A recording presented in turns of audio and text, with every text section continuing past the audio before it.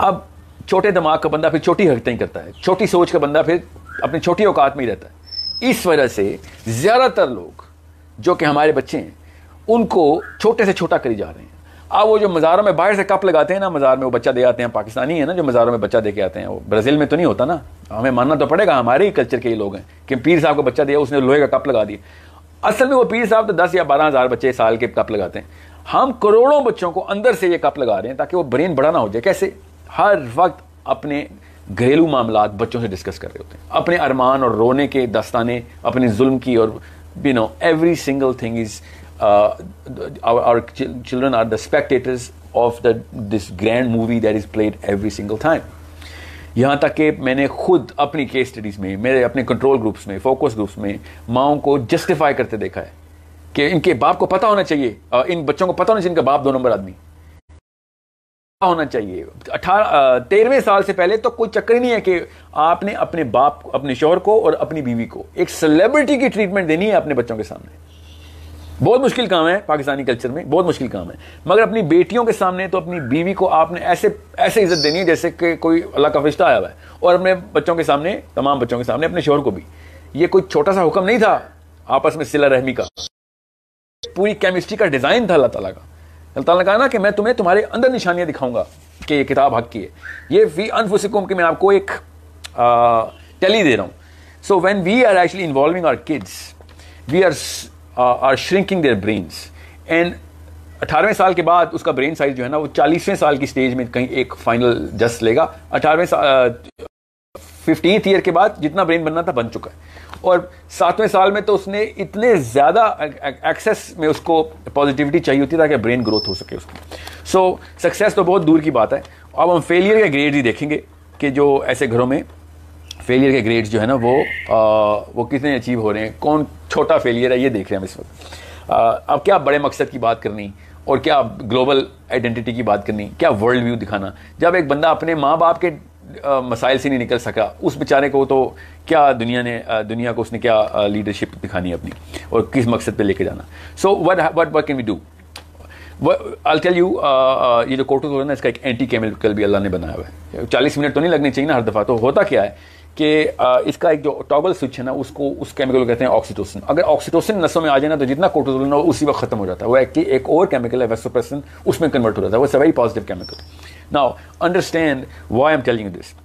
सबसे पहले तो मुझसे 3 सवाल पूछे गए कि सर जो शुरू के सालों के बच्चे के जो पहले 3-4 साल हैं उसमें हम ऐसा क्या करते हैं जिससे IQ बढ़ सकता है या कम हो सकता है। तो मैं आपको मोटा मोटा बताता हूँ, हमारी काफ़ी डिटेल वीडियो है इसके ऊपर। I am not gonna go in detail here, और आप वो ज़रूर चेक करें, raising the children of the 21st century की, वो ज़रूर देखिए। वो 2-2.5 घंटे के सेशन के अंदर हमने इन्फेंसी के ऊपर बहुत ज़्यादा डिटेल में गए हैं, उसमें साइंस का क्वेश्चन साइंस के सारे। वैसे मैं आपको बता दूँ कि बच्चे को जो पहले तीसरा साल, जब तक पहले 3 साल तक, जो एक दिन से लेकर तीसरे साल तक का जो बच्चा है, उसके सामने आपने सिर्फ और सिर्फ उसकी फिजियोलॉजी का ख्याल रखना है कि उसको गर्मी सर्दी ज़्यादा तो नहीं लग रही। और बच्चों को इतनी गर्मी सर्दी नहीं लगती जितनी माओं को लगती है। तो अगर आपको सर्दी लग रही है तो बच्चे को स्वेटर मत पहना देना प्लीज़, या आपको गर्मी लग रही है तो बच्चे के कपड़े उतारने शुरू कर देते हैं आप। Don't do that. जब तक बच्चा कंप्लेन नहीं करता, एजिटेटेड नहीं होता, तब तक आपने उसको रिएक्शन, अल्लाह ताला ने जो मशीन बनाई है ना उसको ऐसे ही ट्रीट करें। जब तक आपके सेल फोन पे लिखा नहीं आता कि बैटरी खत्म हो, तब तक चार्जर पे नहीं लगाते ना। बिल्कुल इस तरीके से बच्चों को आप ट्रीट करें। और बच्चों को एक्सेसिव फूड भी मत दें और बहुत कम फूड भी मत दें। ये फार्मूला मिल्क के ऊपर से खुदा का वास्ता अपने बच्चों को हटाएं, उससे उनकी केमिस्ट्री चेंज हो जाती है सारी। दूसरी चीज़ जो आपने बच्चों के साथ करनी है उनका IQ बढ़ाने के लिए, वो सबसे ज़्यादा ज़रूरी चीज़ है उनको ज़बानें सिखाना। मैं आपको फिर बता रहा हूँ, हम 2-2 साल के बच्चों को कुरान हिफ्ज़ के लिए तो ले जाते हैं, बहुत अच्छी बात। ये वो उम्र नहीं है कि जिसमें ये ऑप्टिमम काम नहीं है उसके लिए। ऑप्टिमम काम है कि आप उसको अरबी सिखा दें। 3 का फिगर साइकोलॉजी में और आप न्यूरोबायोलॉजी में भी आ गया कि 3 लैंग्वेजेस एट मिनिमम एक इंसानी बच्चे को 5वें साल तक फ्लुएंटली सिखानी ज़रूरी है। क्यों? क्योंकि जो ब्रेन सेंटर है ना लैंग्वेज का, that's the left hemisphere. Left hemisphere के बहुत और भी बहुत फंक्शन है, अभी मैं उसकी तफसील में नहीं जाता, मगर IQ आपका सारा लेफ्ट हेमिस्फीयर से ही निकाल लें आप इस वक्त। सो जो लैंग्वेज है, अगर आपने अपने बच्चे को कॉन्शियसली पहले 8-9 सालों में 3 ज़बानों के ऊपर पूरी तरीके से फ्लुएंट कर दिया, तो शुरू अगर आपने पहले 3-4 सालों से ही कर दिया, क्योंकि ज़बानें तो पहले 3 सालों में सीखता हो असल में most fluently. So from 2 to 7 अगर आप उसके ऊपर लिंग्विस्टिक्स के ऊपर काम कर रहे हैं ना, 2 to 7 और प्रॉपरली कॉन्शियसली काम कर रहे हैं, उसको वो माहौल दे रहे हैं। यूट्यूब पे आप लैंग्वेज नहीं सिखा सकते बच्चे को। लैंग्वेज सिखाने के लिए उसको उस तरह के ज़बान कानों से सीखी जाती है, याद रखिएगा, ज़बान सिर्फ कानों से सीखी जाती है, ज़बान किताब से नहीं सीखी जा सकती। कान जो है ना, these are primary modulators of any language, any skill of the language goes through our ear. So बच्चे को फिर उस तरह के दोस्त और माहौल में डालना पड़ेगा कि जो वो ज़बान सीखते हैं, वो स्पेनिश हो, फ्रेंच हो, अरबी हो, अंग्रेज़ी हो, उर्दू हो, जब तक कि वो कानों से सुनेगा नहीं उस ज़बान को, तब तक वो एडहियर नहीं करेगा। उसको किसी किस्म की टीचिंग की ज़रूरत नहीं होती। अल्लाह ताला का इतना बड़ा मौजज़ा है कि इंसानी बच्चा जब ज़बान सीखता है, साइंस जितनी रिसर्च इसके ऊपर हुई है किसी की नहीं हुई अभी तक। साइंस के पास वो प्लेटफॉर्म नहीं है जिस पर वो बैठ के कि ये वजह है जो ज़बान सीख लेते हैं हम। इतना कॉम्प्लेक्स एल्गोरिदम है एक ज़बान का, और 2 साल का बच्चा वो सीख रहा है, अनइमेजिनेबल है। उस दौरान अगर आपने उसको 3 ज़बानें सिखा दी, 3 का फैक्टर है, तो आपको जो left hemisphere of the brain है ना इंसान का, that has the presence of exams, I mean the जो तारे हैं दिमाग की, वो उसकी इस लेवल पे होंगी कि वो आइंस्टाइन भी उस पर रश करेगा कि इतना डेप्थ में आपका ब्रेन जो है ना, इतनी ज़्यादा आपके पाउंड्स क्रिएट हुए हैं। जो न्यूरोनल फाइबर्स होते हैं वो ज़बानों की वजह से सबसे ज़्यादा होते हैं, और ये सबसे ज़्यादा जो है ना शॉर्टकट बता रहा हूँ मैं आपको। किसी और दिन किसी और लंबे सेशन में हम बहुत ज़्यादा तफसील में जाएंगे इसकी। फिर जो वो है 3rd year to 12th year, इसको अंदर आपने अच्छा एक और चीज़ आपने करनी है, इन्फेंट्स को आपने ख़वातीन में ज़्यादा से ज़्यादा कोशिश करें कि आपके घर की जितनी भी ख़वातीन है वो इन्फेंट्स के पास हों। ये मैं आपको प्रूवन साइंटिफिक रिकॉर्ड के साथ बता रहा हूँ that kids who grow up in this age of 5-7ish, वो जो ख़वातीन के प्रेजेंस है ना, खाली प्रेजेंस ही, उससे जो ऑक्सीटोसिन सेंटर बढ़ता है ना, वो किसी और टेक्निक से नहीं बढ़ सकता। खातून को अल्लाह ताला ने गिफ्ट में एक फैक्ट्री दी हुई है ऑक्सीटोसिन की, उसकी खाली प्रेजेंस से ही बच्चे को एक सिक्योरिटी की फीलिंग आती है, और सिक्योरिटी की फीलिंग इमरजेंसी की फीलिंग के ऑपोजिट होती है। सो बच्चे की अगर खालाएँ ज़्यादा हैं, पुप्पो ज़्यादा हैं, और बड़े बुजुर्गों में ख़वातीन ज़्यादा हैं नहीं है, तो मेक श्योर कि आप कहीं ना कहीं से इनका बच्चे का इंटरफेस किया करें कि अपनी जो सर्कल की ख़वातीन है, मैं माओं की बात कर रहा हूँ, उनको ज़्यादा से ज़्यादा बच्चे के साथ इंटरैक्ट करवाएं ताकि बच्चे का ऑक्सीटोसिन सेंटर बढ़े। अच्छा, तो अब रही बात बच्चे के आईक्यू को बढ़ाने के लिए ऑक्सीटोसिन की ज़रूरत क्या है। ऑक्सीटोसिन की ज़रूरत इसलिए है कि आईक्यू तब तक बढ़ता है जब तक ब्रेन ग्रोथ कर रहा होता है, तो ब्रेन ग्रोथ तब तक नहीं करता जब तक कोर्टिसोल ऑन रहता है। तो कोर्टिसोल नेचुरली भी ऑन होता है, रात को आपका कोर्टिसोल आपके दिल के अंदर आके भर जाता होता है। अल्लाह ताला ने दिल को साफ़ करने का एक मैकेनिज्म रखा हुआ है। सो बच्चा जब सो रहा हो तो खुदा का वास्ता उसको मत उठा के दूध पिलाया करें। जब तक वो सो रहा है कोई बात नहीं, उसको कोई टेंशन नहीं है, उसको कोई भूख नहीं लगी। जब भूख लगेगी वो खुद ही उठ जाएगा। ज़बरदस्ती अपने बच्चे को अपने टाइम टेबल के ऊपर मत पालें, स्पेशली इन्फेंट्स को अंडर द एज ऑफ 7। ये नर्सिंग एज है। नर्स पेशेंट को उठा के तो नींद की दवाई नहीं देती ना, जब पेशेंट सो रहा है तो उसको सोने दें, आप एक नर्स हैं उस वक्त। So by the 7th to 12th year, 8वें साल से पहले इस वक्त स्टेज सुन लें, वो उसका वैल्यू सिस्टम बनता है। वो जो भी बना दिया आपने वो सारी उम्र वही रखेगा। इस वक्त के 80-80 साल के बुजुर्गान के पास भी आप जाएं और आप उनसे सही और गलत की तमीज़ का पूछें, तो वो अपने पहले 8वें साल के बीच में जो वैल्यू सिस्टम बना हुआ था उसको ही वो इन्वोक करेंगे, वहीं से लेते हैं वो। सो जिसने ज़्यादा वैल्यूज़ जो आपने अगर वो 7वें 8वें 9वें साल में उसके मोमेंटम में डाल दी, उतनी वो वैल्यूज़ जो है ना वो आगे से उनको पॉलिश करेगा वो आगे से। 12वें साल में बहुत बड़ा वाक़या होता है बच्चे के दिमाग के साथ, वो हम होने नहीं देते। वो है उसका प्री फ्रंटल कॉर्टेक्स जो है ना, ये उस वक्त बनता है जब वो 12 साल, उससे पहले वो बनता ही नहीं है। सो 12वें साल से पहले आपको मैं बता रहा हूँ कि आपने क्या क्या चेक लिस्ट रखनी है। उसके बाद पॉइंट ऑफ नो रिटर्न आ जाता है। 12वें साल के बाद आप 40वें साल में एक और चेंज आएगी, उसके बाद कोई चेंज नहीं आती ब्रेन की। सो सबसे पहले तो आपने बच्चे की जो 7th to 12th ईयर की जो स्टेज है ना, उसको बहुत बहुत केयरफुली देखना है। इसको एज ऑफ एसोसिएशन कहते हैं।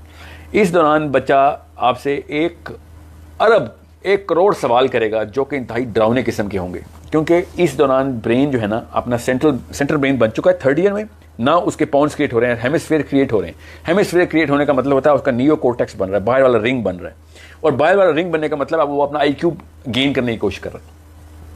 और जब वो आईक्यू गेन करने की कोशिश कर रहा है तो फिर उसको सवाल भी चाहिए, जवाब भी चाहिए होंगे। तो ज़्यादातर सवालों के जवाब आपको नहीं आते होंगे क्योंकि हमारी ट्रेनिंग नहीं होती। पाकिस्तानी माओं का एवरेज जो एज है वो 21 to 26 है। More than 90% of Pakistani mothers become mothers between the age of 21 to 26। मैं मेट्रोपॉलिटन्स की बात नहीं कर रहा हूँ, ओवरऑल स्टैट्स हैं। 21 और 26 साल की एक खातून ने ये तो नहीं बताना कि मैं दुनिया में क्यों आया हूँ और मेरा दुनिया में आने का क्या मकसद है, अल्लाह ताला ने क्यों बनाई दुनिया, और ये बात सही क्यों है, ये वाले सवाल आप उसने शुरू कर देने। और ये मैं आपको फिर बता दूँ, अमूमी इलाज पाकिस्तान में इन सवालों का एक एक थप्पड़ है, सुबह दोपहर शाम। उसके बाद वो बच्चा इस बीमारी से पूरी तरह निजात पा लेता है। तो जिस माँ बाप ने ये बच्चों के सवाल रोकने हैं तो वो थप्पड़ मार दे, और अगर इस बच्चे का IQ बढ़ाना है तो इन सवालों के जवाब देना शुरू कर दें। आपको नहीं आते तो सीखें, अगर नहीं सीख सकते तो कोई ऐसे बंदे को बुलाएं जो कि जवाब दे सकता हो। ये नहीं हो सकता कि ऐसे सवाल मत किया करो, या ये गुनाह इस तरह के सवाल पूछना। बच्चे के लिए कोई गुनाह नहीं है, 7 साल से पहले कोई बच्चा गुनाह कर ही नहीं सकता। ये आपको नहीं पता तो इस्लाम आप तक पहुंचा ही नहीं। 7 साल का बच्चा गुनाह कर ही नहीं सकता, उसको उस पर कुछ भी चीज़ गुनाह के ज़ुमरे में नहीं डाल सकते आप। Okay, so it is something which is, और वो बेचारा सिर्फ सवाल ही कर रहा है इस वक्त। अगर उसको सवालों के जवाब ना मिले तो उसने सारी उम्र किसी से नहीं करने, बिकॉज उसके बाद उसने इन सवालों को छोड़ के ये देखना है कि घर में शाहरुख खान और सलमान खान की फिल्में चल रही, क्यों ना मैं वही देखूं यार, अम्मी अब्बू तो वही देखते रहते हैं हर वक्त। लेट्स जस्ट आस्क अबाउट कि अगली फिल्म कब आ रही है, ये छोड़ेंगे दुनिया को क्यों बनाया अल्लाह ने। All of that direction will be towards कि ज़्यादा इंसान को समझ लें एक प्रिजनर ऑफ वॉर है। इसको हमेशा साइकोलॉजी में ऐसे कहा जाता है कि प्रिजनर ऑफ वॉर कभी भी ये नहीं पूछते कि जंग कौन जीत रहा है सर, वो हमेशा ये पूछते हैं या जंग क्यों हुई है सर, वो ये पूछते हैं कि खाना कब मिलेगा, वो ये पूछते हैं कि सर मुझे अगली ब्रेक कब मिलेगी, मुझे सोने की इजाज़त कब है। जब भी एक जेल के कैदी को देखते हैं ना तो वो बड़े सवाल जान के नहीं पूछता कि यार ये ना इसको जवाब ना आता हो और मुझे थप्पड़ पड़ जाए और मुझे सज़ा सख्त हो जाए। वो सिर्फ और सिर्फ अपने सर्वाइवल के सवाल पूछता है। सो अगर माँ बाप ने थप्पड़ से ट्रेनिंग की हुई है तो बच्चा उस वक्त जेल का कैदी है, वो सिर्फ अपने सर्वाइवल के सवाल पूछ रहा है आपसे, और अमूमी तौर पर सवाल पूछना बंद कर देता है। और वो अमूमी तौर पर आप लोगों को एक लफ्ज़ बता दिया गया है कि, और ये गूगल पे पूरी दुनिया में मशहूर हुआ हुआ है, इवन दो साइंटिफिक बेस कोई नहीं है कि एक बच्चा इंट्रोवर्ट है मेरा, ये चुप है, वो बच्चा इंट्रोवर्ट, दुनिया में कोई इंसान इंट्रोवर्ट अल्लाह ने पैदा ही नहीं किया। और अगर आप समझते हैं कि आपका बच्चा इंट्रोवर्ट है तो आप उस बच्चे को अपनी टाइप के किसी सब्जेक्ट में और अपने टाइप के दोस्तों में देखेंगे तो आप हैरान रह जाएंगे कि ये तो दुनिया का सबसे बड़ा एलोक्वेंट और ऑरेटर है, ये तो चुप ही नहीं करता, अपनी मर्जी की बातों में बहुत शौक से बातें जो है ना वो खिताब करता है। सो देयर इज़ नो वे कि आपका बच्चा इंट्रोवर्ट है। अगर वो इंट्रोवर्ट है तो अलार्म बजा दें कि कोई मसला कर रहे हैं, किसी ने उसको डराया, वो इस वक्त कैदी मोड में, प्रिजनर मोड में जा चुका है, और वो वाकई में सारी उम्र के लिए भी जा सकता है उसके लिए। So answer all of those questions of why. He's only going to ask philosophy. By the age of 7 उसको आती ही सिर्फ philosophy, वो बेसिकली करता ही क्यों के सवाल है। अगर आपका बच्चा आपसे डरावने सवाल नहीं कर रहा तो फिर कोई तोता या फिर कुत्ता ट्रेन हो रहा है, कोई बिल्ली ट्रेन हो रही है, कोई और पालतू जानवर रखा हुआ है। इंसान का बच्चा सिर्फ डरावने सवाल ही करता है, और अगर इंसान का बच्चा डरावने सवाल कर रहा है तो आपको जवाब आने चाहिए। और अगर आपसे वो जवाब नहीं ना ले रहा तो कसम उठवा लें वो अपने एज फेलो से वो जवाब ले रहा जाके। वो 7 साल का कोई 3rd ग्रेड का बच्चा, जो 3rd ग्रेड में होते हैं ना 7 साल के बच्चे, 2nd ग्रेड में होते हैं, अब तो खैर मैं पता 5th ग्रेड में हूँ, जो नौसत हमने डाली है अपने बच्चों को 2-2 साल में स्कूल डालने की। सो वो जाके 7-7 साल के बच्चों से साइकोलॉजी की ट्यूशन ले रहा है कि मुझे काउंसिल कर, दुनिया में मैं क्यों आया हूँ और कायनात को अल्लाह ने क्यों बना, और 7 साल का बच्चा उसको बड़े बड़े इनहमाक से जवाब भी देता है, और वही उसकी फिर कायनात हो जाती है। और इस तरीके से we dumb down every child through another child. जो काउंसलर है आपके बच्चे का, वो इस लेवल की काउंसलिंग कर देता है कि फिर वो सिर्फ और सिर्फ उसी के पास जाता है। बिकॉज 8 साल के बच्चे को पेरेंटिंग मॉडल सबसे की एक टेक्निक सबसे अच्छी आती है, और पता क्या है कि मैं तुझे जज नहीं करूंगा। हम आज भी उसी बंदे को कॉल करते हैं जो हमें जज नहीं करता जब हम किसी मसले में होते हैं। हमसे कोई गलती कोताही हो जाती है तो हम किसको कॉल करते हैं? पुलिस को नहीं कॉल करते, पुलिस तो सबसे पहले जज करती है आपको। We call our best friends who never जज अस, those are our best friends because they don't जज अस। सो जब माँ बाप थप्पड़ रिसीव करते हैं तो ये जजमेंट है, जजमेंट का तो पूरा फैसला है ना, उसके बाद सजा भी मिल जाती है। So you need to children जो कि आइंस्टाइन से बड़ा दिमाग बना सकते थे आप उसको श्रिंक करके आपने इतना छोटा कर दिया कि आप क्यों वो छोटा क्यों किया? क्योंकि आप वो 7 साल के काउंसलर के पास जा रहे हैं, 8 साल का काउंसलर है उसका, मेंटोर है उसका। 8-8, 9-9 साल के बच्चे दूसरे अपने क्लास फेलोज के मेंटोर्स हैं, उन्होंने फिर बताने हैं उनको, फिर जो मतलब मतलब आते हैं वही बताएंगे, और इससे फिर बेरार भी स्टार्ट होती है। और फिर हम कहते हैं कि हमारा बच्चा गलत कंपनी में, हमारा बच्चा असल में हमारे घर में गलत कंपनी में आ गया। ये याद रखिएगा, करोड़ दफा बता चुका हूं, house is a full time training institute and school is a part time teaching institute. तो अगर आपका बच्चा गलत कंपनी में है तो फुल टाइम ट्रेनर को पकड़ना, जो हम हैं, मैं हूं, बाप हूं और माँ है। और खुदा का वास्ता है, ये मैं यूट्यूब पे देखते के थक गया हूं, टीनएजर इस वक्त पेरेंटिंग के लेसन दे रहे हैं दुनिया को। फेसबुक पे मैं देख रहा हूँ वो हल्की सी दाढ़ी है बच्चे की, और पेरेंटिंग के ऊपर 2.5 घंटे का लेक्चर दिया है उसने। खुदा का वास्ता है फैक्चुअल और मुस्तनद और क्रेडिबल लोगों से देखेंगे साइंस क्या है और करना क्या है मैंने। यही हम हमारे बच्चे कर रहे हैं फिर कि जाके अपने कंसल्टेंट्स और काउंसलर्स ढूंढ रहे हैं और वो फिर काउंसलिंग होती है उनकी अच्छी तरीके से, फिर वो फिर घर आके पता चलता है, कोई शिकायतनामा आता है। So understand by the age of before the age of 11 he has to have all the answers furnished on the table. किताबें पढ़नी पड़ी हैं तो पढ़ें, नहीं पढ़नी पड़ी तो फिर उसको रिसर्च करके या किसी ऐसे बंदे से पूछ के आप बताएं। मोस्ट प्रॉब्ली आप ही को होना चाहिए कि who is answering all the questions of the children. Now the age of 11 to 15 is the critical age because it's a teenage, but because it's a scientific instrument that you need to install here कि एक इंसान का दिमाग ऐसे होता है और 11वें साल में और 12वें साल में वो दिमाग ऐसे हो जाता है। ये पूरा हिस्सा जो है वो 12वें साल में बनता है, ये फ्रंट है, इसको प्री फ्रंटल कोर्टेक्स कहते हैं। अब चूंकि इतना बड़ा जो कि more than 12% of the brain है वो नया बनता है, वो भी एक साल के अंदर अंदर बन जाता है ऑन एवरेज।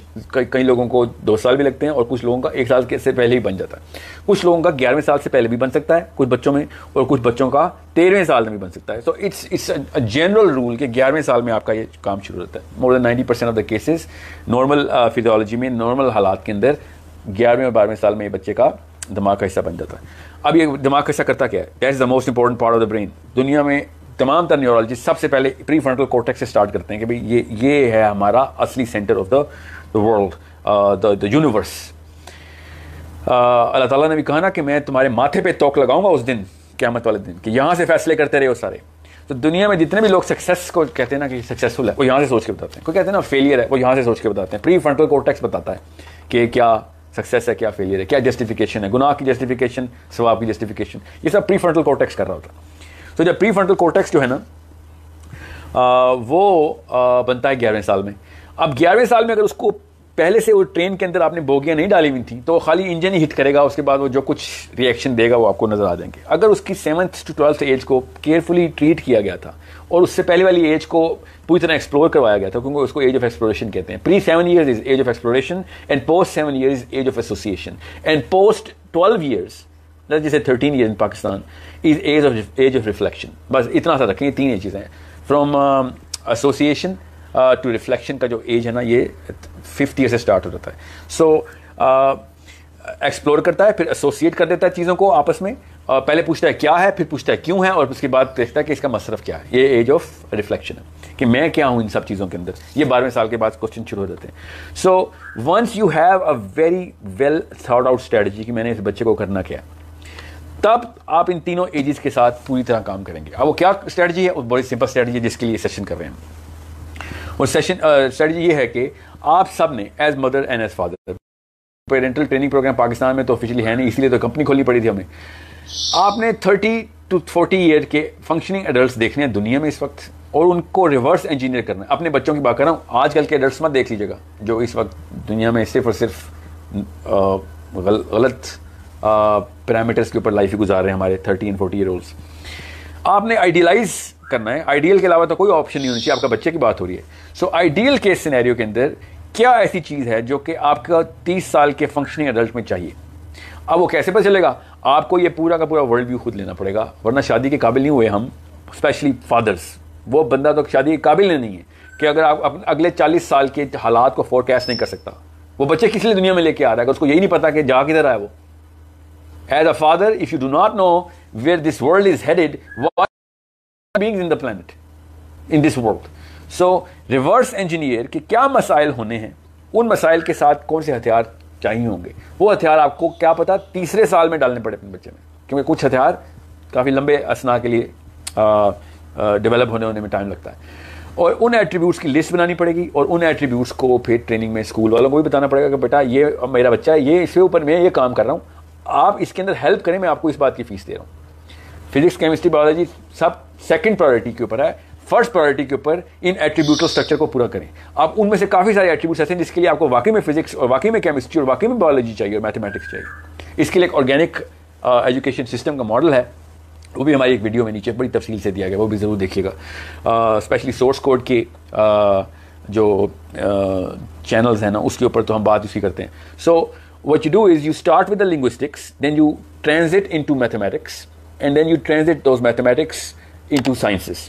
ये जनरल लेवल है कि लैंग्वेज से स्टार्ट करेंगे, मैथमेटिक्स के ऊपर ट्रांजिट करेंगे, और क्योंकि मुझे उस वक्त लेफ्ट ब्रेन का फंक्शन चाहिए, तो 7वें साल में लेफ्ट ब्रेन को बढ़ाने के लिए मैथमेटिक्स से अच्छी कोई चीज़ इंस्ट्रूमेंट नहीं है। और इस दौरान आपने तमाम तर वो साइंटिफिक काम भी और थियोलॉजिकल रिलीजियसली भी आपने वैल्यू सिस्टम के साथ इंटैक्ट करके रखा हुआ है कि उसको पता हो कि मैं किसी प्लान के ऊपर हूँ। और खुदा का वास्ता है, एक साल के बच्चे को आईपैड और सेल फोन्स लेके देना और उनके ऊपर छोड़ देना खुला बंद कर दें। मेरे पास वक्त नहीं है, अगली किस्त में हम ज़रूर कवर करेंगे फेटल एरर्स जो कि हमने वेस्टर्न कल्चर से और इस टेक्नोलॉजिकल एज की वजह से अपने घरों में घुसा लिए। ऐसे ऐसे वायरस हैं, कोरोना बेचारे ने वायरस क्या मारना, जो सेल फोन आपके बच्चे के साथ आपके दिमाग को श्रिंक कर रहा है।